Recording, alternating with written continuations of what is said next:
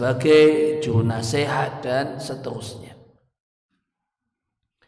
Dan Allah katakan wattakhiduhu aduwwa, dan posisikanlah setan sebagai musuh, jangan sebagai kawan, jangan dianggap netral, jangan dianggap membantu, jangan dianggap menolong dan seterusnya. Namun jadikanlah dan posisikanlah setan sebagai musuh, dan sebagai upaya dan bagian dari melaksanakan perintah Allah Subhanahu wa taala untuk memposisikan setan dan menempatkan setan sebagai musuh.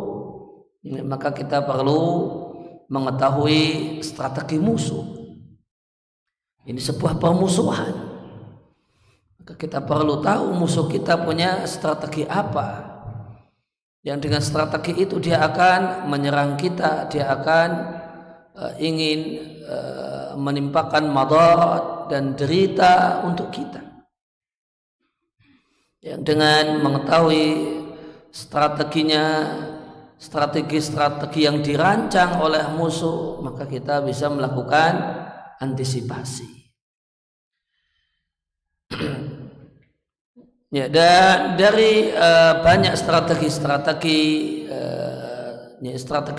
setan dalam melancarkan permusuhannya dan menampakkan permusuhannya kepada manusia, diantaranya adalah 3 strategi yang akan kita bahas di kesempatan pagi hari ini.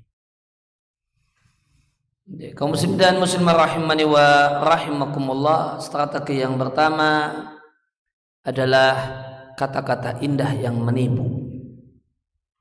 Di antara strategi setan untuk menjemuskan manusia dalam keburukan dan dalam kesesatan dan dalam upayanya untuk mewujudkan target-targetnya, setan menggunakan satu cara yang Allah ceritakan di surat Al-An'am ayat yang ke-112. Wa kadzalika ja'alna likulli nabiyyin aduwan syayatinal insi wal jinni yuhi ba'duhum ila ba'din zukhrufal qawli ghurura.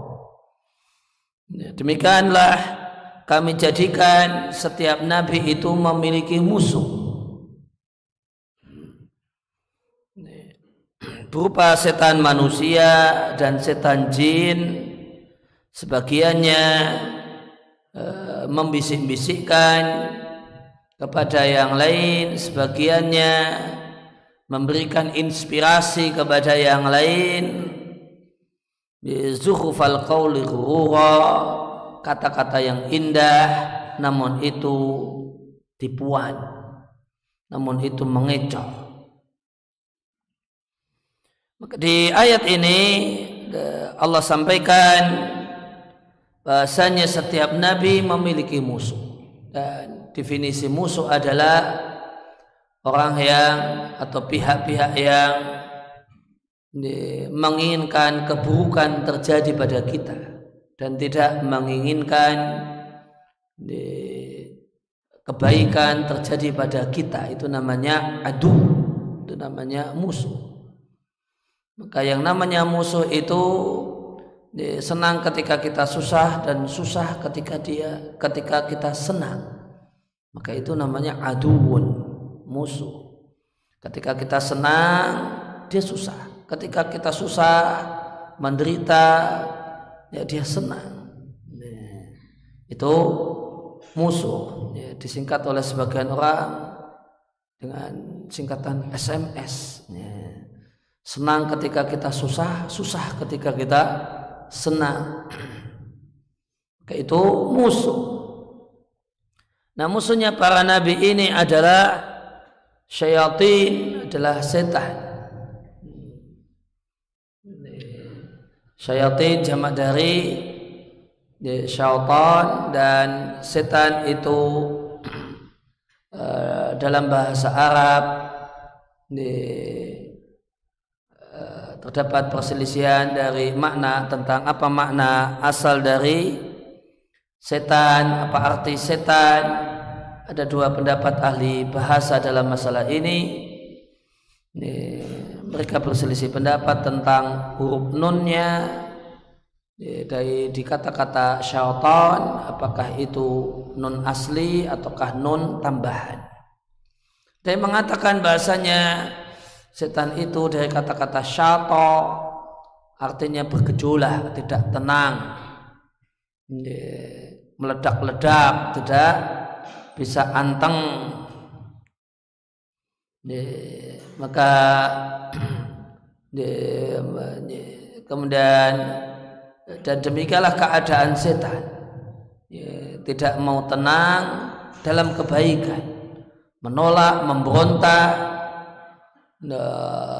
untuk menerima kebaikan ataupun tunduk pada kebaikan. Pendapat yang kedua mengatakan bahasanya kata-kata syaitan itu dari kata-kata itu nunnya asli, sehingga dari kata-kata syaitona yang artinya ba'uda, artinya jauh. Maka setan itu disebut setan karena dia jauh dari kebaikan, jauh dari rahmat Allah Subhanahu wa ta'ala, jauh dari ampunan Allah Subhanahu wa ta'ala. Dan berdasarkan ayat ini Al-An'am 112, setan itu adalah sifat dan bukan sosok tertentu namanya setan, namun sifat, yang sifat ini bisa dijumpai pada manusia, sehingga ada syayatinal insi, ada setan-setan manusia, dan ada satu sifat dan karakter setan ini ada pada jin, sehingga disebut dengan syayatinal jinni, setan jin. Maka setan itu sifat dan karakter yang bisa ada pada jin, ya, ada pada manusia, bahkan menurut Umar bin Khattab radhiyallahu taala anhu ada pada hewan. Ketika itu Umar bin Khattab disiapkan kendaraan oleh orang yang menyiapkannya, disiapkan kendaraan kuda.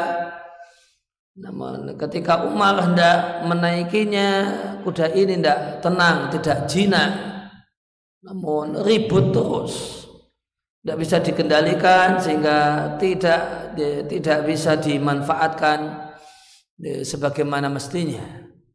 Maka Umar bin Khattab kemudian mengatakan, turunkan aku kendaraan, hewan yang kalian siapkan untukku adalah setan. Hewan yang kalian siapkan untukku itu ternyata setan. Itu ya, maka setan ini label yang diberikan oleh Umar untuk seekor kuda. Kemudian demikian juga kita jumpai di hadis Nabi Shallallahu Alaihi Wasallam itu memerintahkan untuk membunuh anjing hitam, dan Nabi katakan kalau anjing yang berwarna hitam itu syaitan, itu setan. Dan yang dimaksud dengan anjing berwarna hitam itu setan, kata Syekh Ibnu Utsaimin rahimallahu taala, yang dimaksud dengan anjing hitam itu setan, artinya anjing hitam itu adalah anjing yang paling beling, paling tidak patuh, paling berbahaya, paling berbahaya di antara anjing-anjing yang lainnya. Dan bukanlah maknanya ada setan jadi-jadian, ada anjing jadi-jadian. Ini bukanlah maknanya ada anjing berupa setan jin kemudian berwujud anjing. Namun anjing yang paling beling, anjing yang paling berbahaya itu anjing yang berwarna hitam.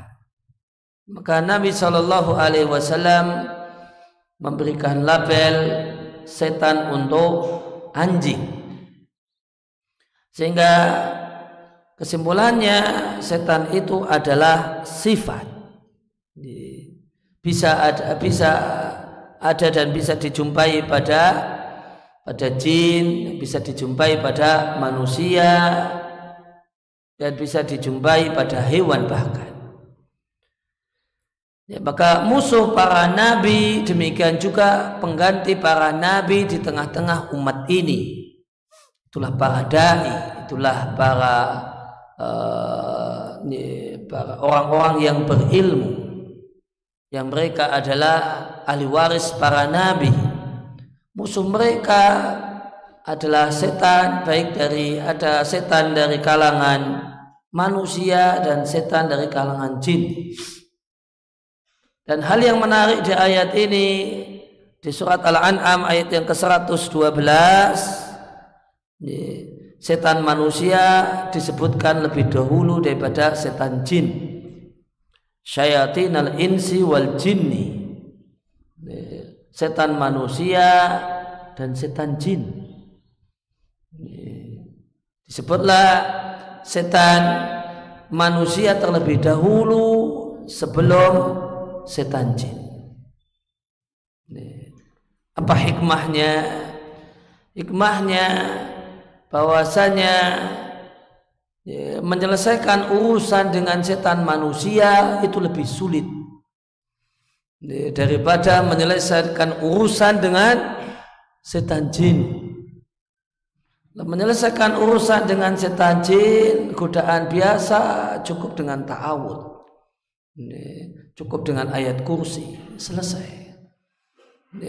Atau jika kemudian dia mengganggu fisik manusia sehingga terjadi kesurupan, maka cukup dengan ru'yah, selesai itu. Itu kan ru'yah, diantaranya membaca ayat kursi, tidak bisa. Sudah cukup, sudah selesai. Sedangkan setan manusia itu tidak bisa. Dibacain ta'awud, kemudian dia pergi, kemudian tidak lagi mengganggu, tidak bisa. Tidak semudah menyingkirkan setan jin.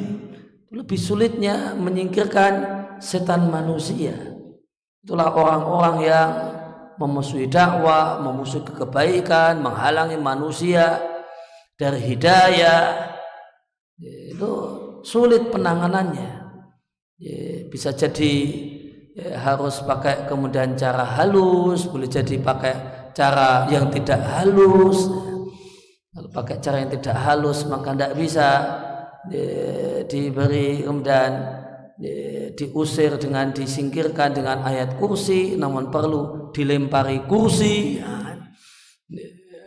karena caranya cara tidak halus, atau perlu kemudian menggunakan cara-cara halus, namun ternyata dan yang semestinya cara-cara halus ini umumnya bermanfaat. Sebagaimana firman Allah Subhanahu wa taala, idfa billati hiya ahsan fa idzal ladzi bainaka wa bainahu adawatun ka'annahu waliyyun hamim. Jika ada orang yang mengganggumu, jika ada orang yang menyikapimu dengan sikap yang buruk, maka balaslah dengan sikap-sikap baik. Fa idzal ladzi bainaka wa bainahu adawatun ka'annahu waliyyun hamim. Maka orang yang dulunya itu musuh kerasmu nanti akan berubah menjadi teman dekatmu. Namun realitanya tidak kemudian tidak semua orang yang dibaiki itu mau baik. Karena ada orang-orang yang ternyata luar biasa pemusuhannya, dibaiki itu enggak mempan. Maka karena menangani setan manusia itu lebih sulit daripada menangani setan jin, maka Allah letakkan setan manusia sebelum menyebutkan setan jin, sayatinal insi wal jinni. Dan setan ini berupaya untuk melakukan tugasnya dan pekerjaannya dengan cara yuhi ba'dum ila ba'd. Sebagiannya membisikkan, memberikan inspirasi kepada yang lain, ngajari yang lain bagaimana cara menyesatkan manusia dengan zuhrufal qauli ghurura, dengan ucapan yang demikian indah, yang memukau, namun itu adalah tipuan. Maka Allah ceritakan bahasanya setiap nabi punya musuh dari kalangan manusia dan jin. Sebagiannya membisikkan kepada yang lain ucapan-ucapan yang indah, namun itu adalah tipuan dan kebohongan. Maka di antara cara setan untuk menyesatkan manusia melalui setan jin ataupun setan manusia adalah menyebarkan perkataan-perkataan yang indah, namun itu mengecoh. Perkataan yang disangka itu satu hal yang baik, menarik, namun itu adalah tipuan. Demikianlah setan menghalang manusia, mengatakan serta mendorong manusia untuk mengatakan, untuk melakukan kemaksiatan. Setan mengatakan ini cuma sekedar ngicipi saja, ini sedikit saja, masa seumur hidup tidak pernah merasakan semacam ini, masa semua orang sudah merasakannya, kamu sendirian yang belum. Ya, coba-coba saja, nanti setelah itu bisa insaf dan tobat. Ini sekedar cari pengalaman hidup, maka pengalaman hidup itu satu yang indah, satu hal yang bagus, namun itu tipuan, karena itu bukan pengalaman hidup sesungguhnya, namun itu adalah penyesatan. Demikianlah yang dikatakan oleh setan, padahal itu adalah tipuan, karena setelah mencoba yang sedikit ternyata tidak berhenti, kemudian coba lagi dan semakin kreatif dan semakin macam-macam modelnya. Dan misalnya di antara kata-kata indah setan, nanti kamu insaf saja, setelah itu jadi orang soleh, masa seumur hidup tidak pernah, semua kawanmu telah melakukannya, pernah mencoba, masa dia tidak pernah. Ini minuman kejantanan, ini tanda lelaki sejati, ya, masa nggak pernah negak kayak gini. Ini simbol kejantanan, ini simbol lelaki yang sejati. Dan maka setan menyampaikan ucapan-ucapan yang indah semacam ini, namun itu semua adalah kebohongan. Itu semua adalah sekedar trik setan untuk menjumuskan manusia dalam kejelekan. Berawal dari mencoba yang sedikit kemudian semakin bertambah dan bertambah. Karena realitanya biasanya ketika seorang itu mencoba kejelekan, maka dia akan mencoba lagi dan mencoba lagi.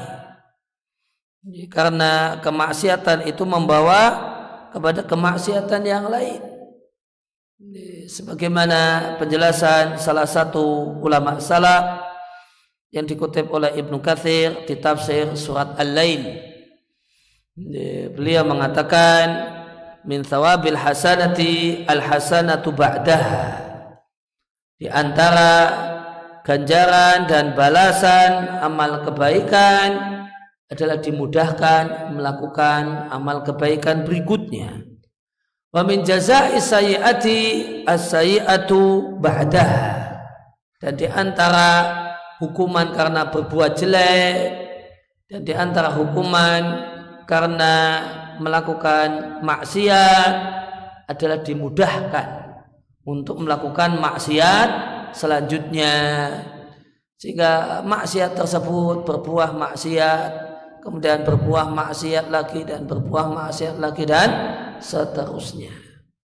Maka di antara ganjaran dan balasan Allah untuk amal soleh yang kita lakukan dalam manakala kita dimudahkan setelah melakukan amal soleh untuk melanjutkan melakukan amal soleh berikutnya, amal soleh yang lain, sehingga kita berpindah dari melakukan amal soleh kepada amal soleh berikutnya.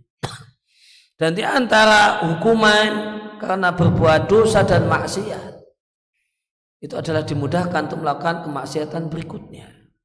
Maka hukuman dan azab karena maksiat itu tidak harus yang ngeri-ngeri, tidak harus yang wah-wah, habis melakukan maksiat hampir sambar bedek misalnya.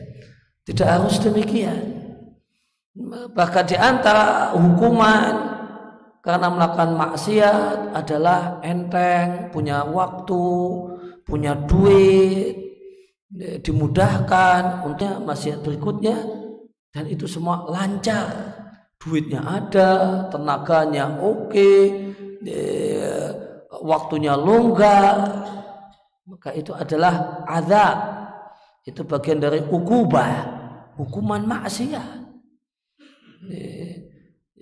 Jangan mengira bahasanya ketika setelah berbuat maksiat itu keadaannya lancar-lancar saja, tidak ada hampir tabrak truk atau kemudian sambar bledek atau yang lainnya. Oh berarti Allah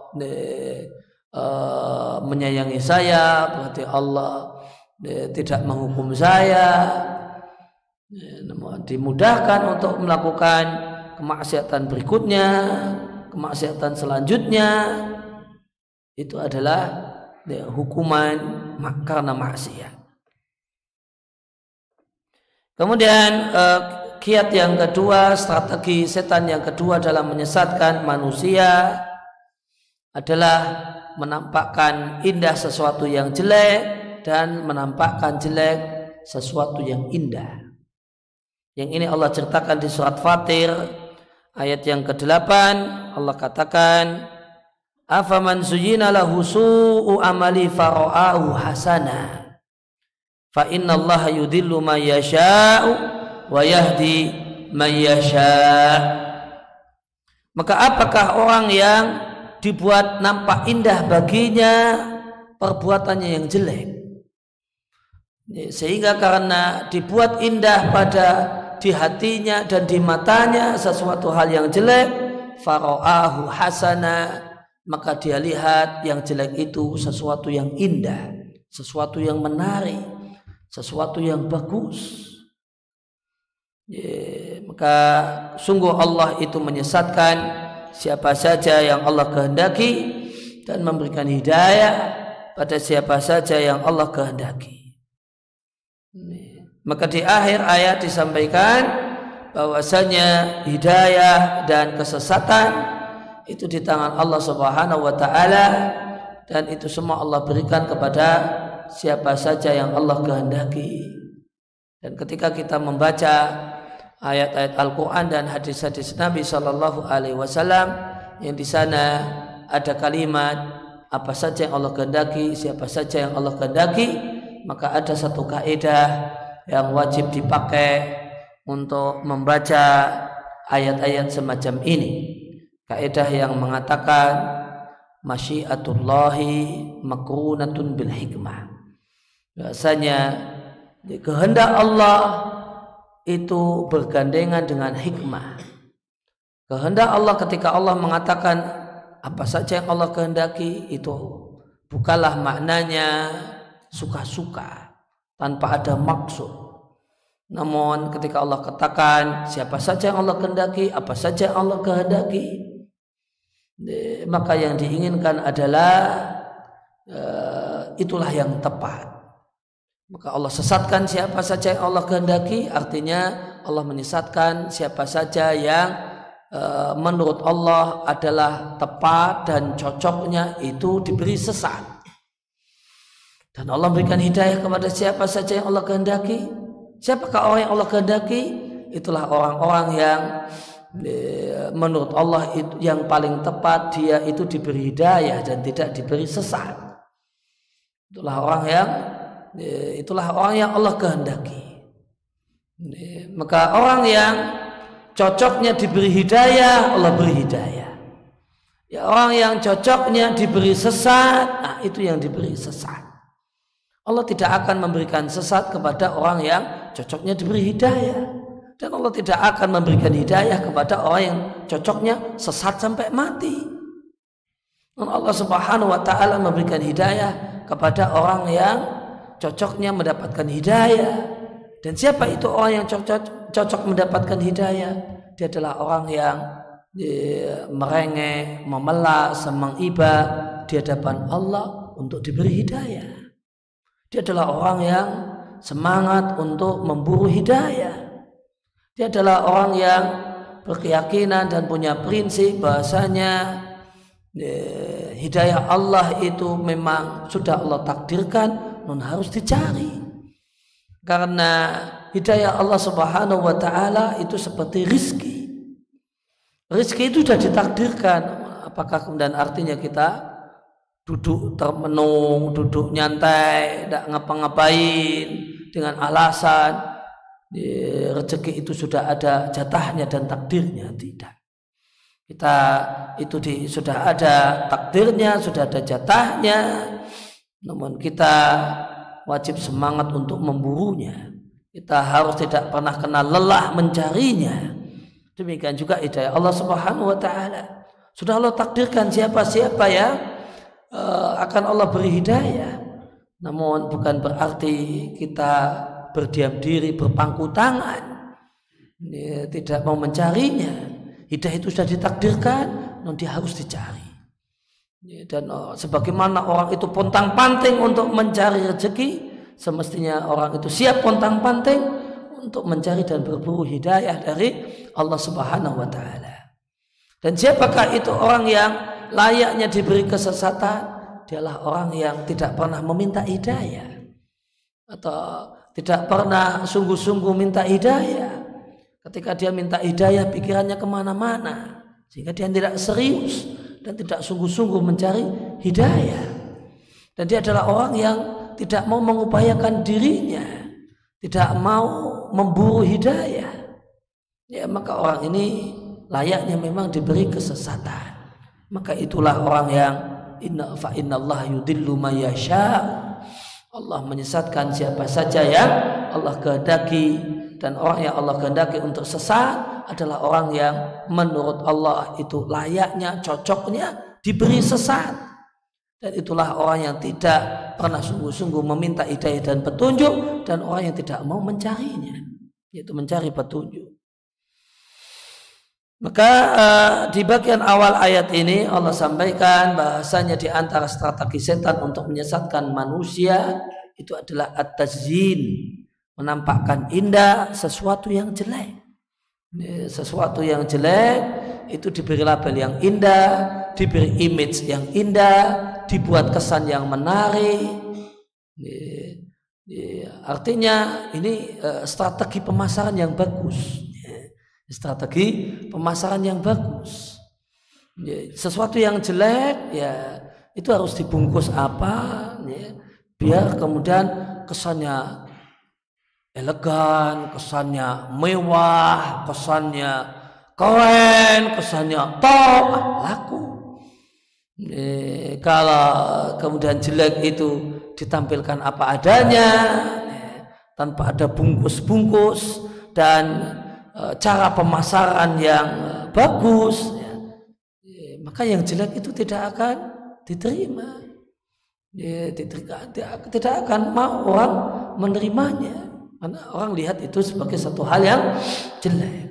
Namun kalau strategi pemasarannya bagus, ini nanti kemasannya menarik, nanti bungkusnya wah, kesannya keren, image-nya mewah, nanti banyak orang yang mengambilnya, banyak orang yang tertarik untuk mendapatkannya dan melakukannya. Dan di antara supaya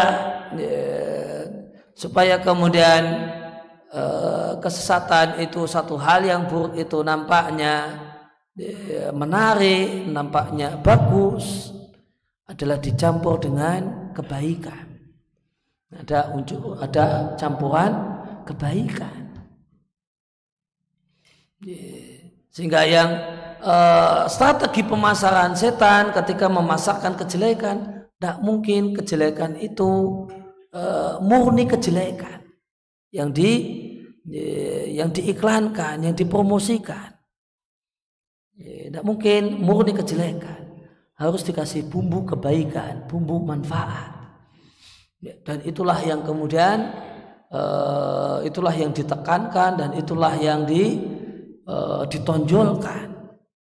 Sehingga ketika kita sampaikan ini ada ajaran yang jelek, kita ingatkan, maka orangnya beralasan, loh ini kan baik, ini kan bagus, ini kan ini, maka dia akan tonjolkan sisi baiknya, sisi positifnya. Kenapa kemudian orang yang di luar agama Islam itu dianggap kafir, kemudian neraka selamanya? Mereka itu kan punya ajarannya itu ada kepedulian dengan orang-orang miskin, ada kemudian menolong sesama. Masa seperti itu juga masuk neraka? Maka dipancinglah emosi sebagian orang dengan ditonjolkan padanya sisi-sisi positif dari sesuatu yang sesat, sisi-sisi yang positif dari sesuatu yang buruk. Itu maka sehingga yang buruk itu terkesan baik karena ada campuran kebaikannya, kemudian campuran itulah yang ditaruh di depan, itulah yang kemudian yang di belakang pabriknya itu isinya kejelekan, tapi showroomnya itu yang bagus-bagus, unsur bagusnya itu yang diletakkan di etalase, itu yang kemudian terlihat di showroom. Pabriknya isinya, belakangnya keburukan, itu tidak ditampilkan agar laku. Maka ada sejumlah orang yang perbuatan jeleknya itu nampak indah menurutnya, sehingga dia pun tersesat dari jalan Allah dengan melakukan perbuatan jelek itu. Berdasarkan ayat di atas bisa disimpulkan di antara metode setan untuk menyesatkan manusia adalah at-tazyin, menampakkan indah sesuatu yang jelek. Maka keyakinan-keyakinan yang menyimpang, keyakinan-keyakinan yang sesat betul-betul keluar dari koridor Al-Quran dan hadis Nabi, diberi judul menyegarkan pemikiran keislaman. Maka akidah yang menganggap semua agama itu sama, itu disebut dengan Islam progresif, Islam yang berkemajuan. Maka namanya indah. Bukan kolot, bukan Islam yang kolot, terbelakang, Islam yang berkemajuan, Islam yang progresif misalnya. Anggapan bahasanya semua orang bisa masuk surga apapun agamanya, itulah Islam yang humanis, Islam yang penuh dengan pembelaan dan keperpihakan terhadap manusia. Atau nama-nama indah yang lainnya, supaya hal ini menarik orang untuk kemudian mempelajarinya, kemudian meyakininya. Setan pun menampakkan indah kepada wanita perbuatan mengumbar aurat dengan mengatakan bahasanya mengumbar aurat, membuka aurat ini adalah cantik, wanita modern, wanita yang berperadaban, dan ungkapan-ungkapan indah yang lainnya. Kemudian pasangan dari hal ini menampakkan indah sesuatu yang buruk adalah takbih, menampakkan buruk sesuatu yang indah. Maka di antara strategi setan untuk membuat manusia lari dari kebaikan, Maka setan menampakkan kepada sejumlah orang kebaikan itu sebagai satu keburukan. Orang yang semata-mata ingin patuh kepada Allah dan Rasulnya itu diberi label radikal, ekstremis, Islamnya Islam yang tekstualis, dan label-label jelek yang lainnya, kesan-kesan buruk yang lainnya. Maka kemudian perbuatan kemusyrikan, maka itu disebut dengan budaya luhur nenek moyang. Maka diberi nama yang indah, yang jelek itu kemudian dibuat kemudian nampak yang indah itu yang kemudian baik itu buat nampak buruk. Maka tauhid itu disebut dengan menghina orang soleh. Tauhid itu disebut dengan tidak cinta nenek moyang, padahal tidak kemudian melestarikan budaya luhur bangsa. Itu kemudian ajaran transnasional, bukan asli produk dalam negeri, padahal cintailah produk dalam negeri. Maka hal-hal yang jelek kemudian dinampakkan, diberi bungkus, hal-hal yang baik diberi bungkus, diberi kesan, dibangun image yang buruk supaya manusia menjauhinya. Maka itu strategi setan untuk menyesatkan manusia. Kemudian yang ketiga, yang terakhir dalam kajian kita di kesempatan pagi hari ini, di antara strategi setan adalah setan menjadikan amal soleh sebagai batu loncatan untuk menyesatkan manusia. Jangan kira bahwasanya godaan setan itu hanya yang ngajak jelek-jelek. Di antara strategi setan itu mendorong orang untuk berbuat baik. Di antara strategi setan itu mempermudah orang untuk berbuat baik, namun setan sudah mengkondisikan sedemikian mungkin bahasanya kebaikan ini adalah batu loncatan menuju kejelekan. Sebagaimana perkataan salah satu orang saleh di masa silam, Al-Hasan bin Saleh bin Hayy, beliau mengatakan, inna syaitana la yaftahu lil abdi tis'atan wa tis'ina baban minal khairi yuridu biha baban minasyarri. Sungguh setan itu terkadang atau seringkali membuka untuk seorang hamba 99 pintu kebaikan. Didorong, dimotivasi, disemangati, dimudahkan untuk melakukan kebaikan-kebaikan. Maka disemangati untuk melakukan kebaikan-kebaikan. Ternyata namun ada maunya, ada udang di balik batu. Yuridu biha baban minasyarri, yang diinginkan oleh setan dengan motivasi, dorongan untuk melakukan kebaikan-kebaikan itu adalah satu pintu kejelekan yang merupakan pintu yang ke-100. Maka setan itu bisa demikian sabarnya untuk bisa mendapatkan target operasinya. Itu bisa sabar, tidak harus langsung terwujud. Bisa kemudian sabar dengan orang ini condongnya pada kebaikan, maka diajak untuk baik, berbuat baik. 99 pintu itu baik semua. Dan yang jadi target pintu ke-100, pintu kejelekan. Maka dimotivasi untuk berbuat baik, ujungnya adalah kejelekan. Dimotivasi untuk rajin berinfak, rajin bersedekah, rajin kemudian memberikan kontribusi untuk dakwah, seterusnya. Setelah itu ujungnya adalah diberi ujub. Kamu itu kamulah yang pemeran utama dalam kemajuan dakwah ini.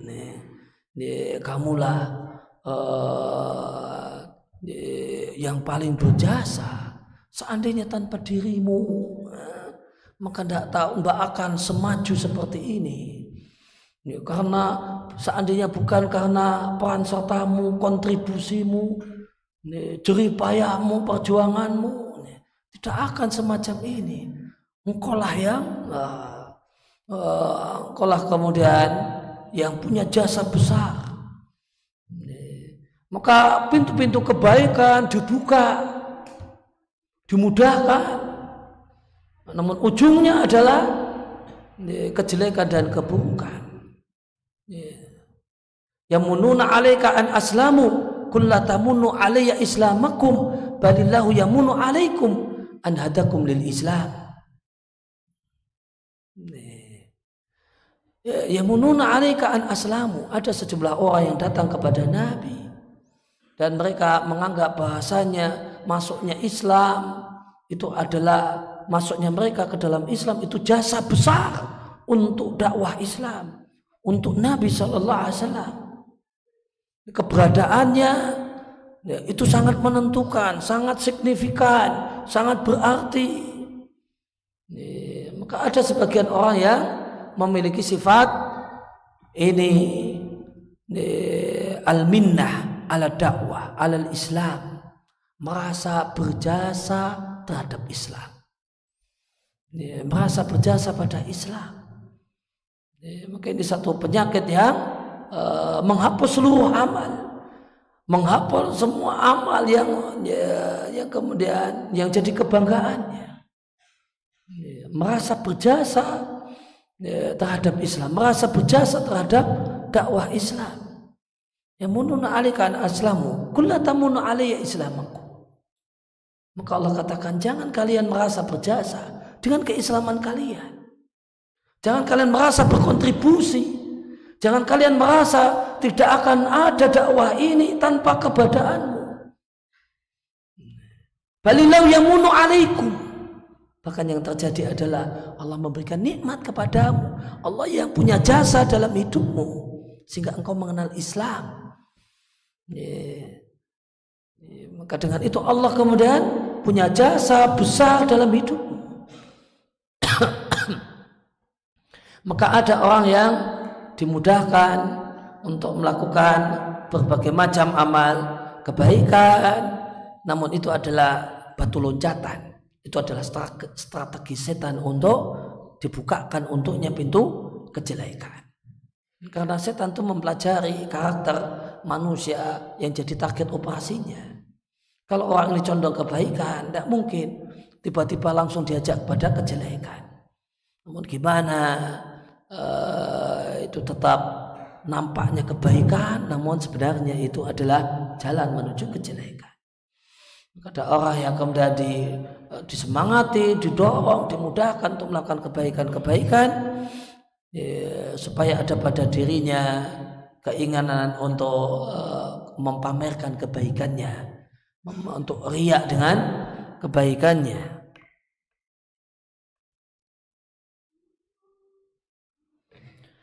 Maka bisa disimpulkan bahasa di antara cara setan untuk menyesatkan manusia adalah manusia yang jadi target operasi, dibantu, ditolong, disemangati untuk melakukan kebaikan-kebaikan sehingga ringan baginya melakukan banyak kebaikan.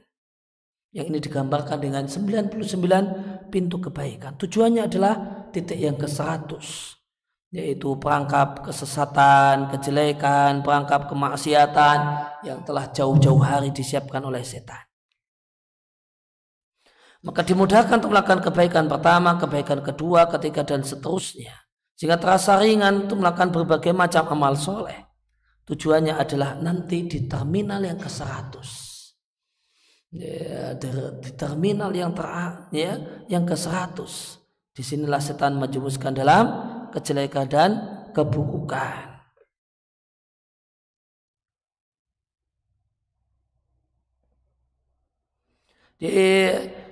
Di antara contohnya sebagian orang dimudahkan setan untuk melakukan berbagai macam amal kebajikan, mengerjakan sholat, puasa, baca Al-Quran dan yang lainnya. Tapi ujungnya di pintu ke-100 adalah ujub, bangga dengan amal, menempuk dada, merasa sudah soleh, merasa sudah bertakwa. Yang ini akan menghancurkan amal-amalnya. Sebagaimana firman Allah Subhanahu wa taala, "Fala tuzakku anfusakum wa a'lamu bimanittaqa." Janganlah kalian memuji diri kalian sendiri, menepuk dada, merasa sudah begini, merasa bangga dengan itu semua. Wa a'lamu bimanittaqa. Dia Allah yang lebih tahu siapakah di antara kalian yang bertakwa. Dan Nabi Shallallahu Alaihi Wasallam mengatakan, jika seorang itu mengatakan halakan nasu fawa ahlakuhu. Jika seorang itu mengatakan saya yang baik, semua orang brengsek semua. Selain kami, selain saya dan teman-teman saya itu sesat semua. Dan dia mengatakan itu dengan penuh kebanggaannya.